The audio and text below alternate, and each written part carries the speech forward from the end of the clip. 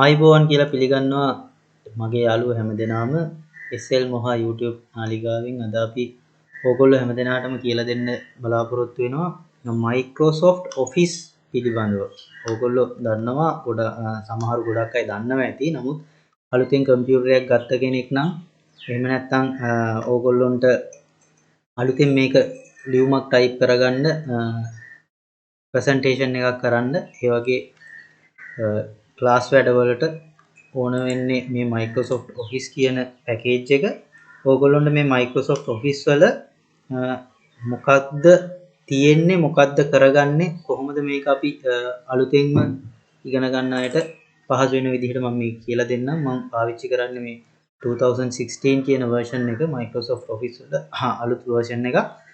එතකොට අපිට ඒකේ වැදගත්ම කොටස් තුනක් තියෙනවා. Word, PowerPoint, Excel.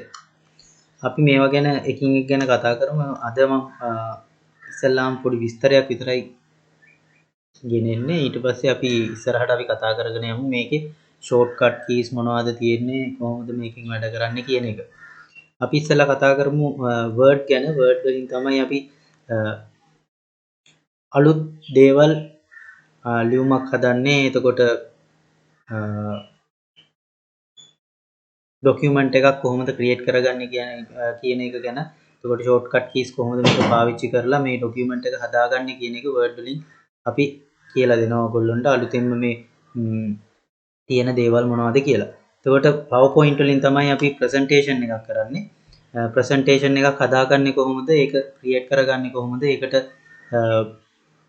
Word ඒ කියන්නේ අකුරු නිර්මාණය කරන්නේ කොහොමද? ඒවා ඇනිමේෂන් එකක් දාගන්නේ කොහොමද, පික්චර් එකක් දාගන්නේ කොහොමද කියන එක PowerPoint වලදී අපි කතා කරනවා.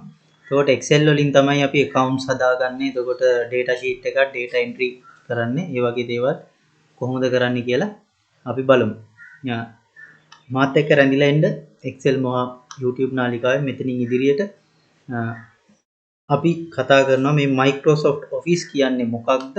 මේ Microsoft Office වල අපි මේ Word, PowerPoint, Excel වලින් මොනවද අපිට කරගන්න පුළුවන් දේවල් පිළිබඳව.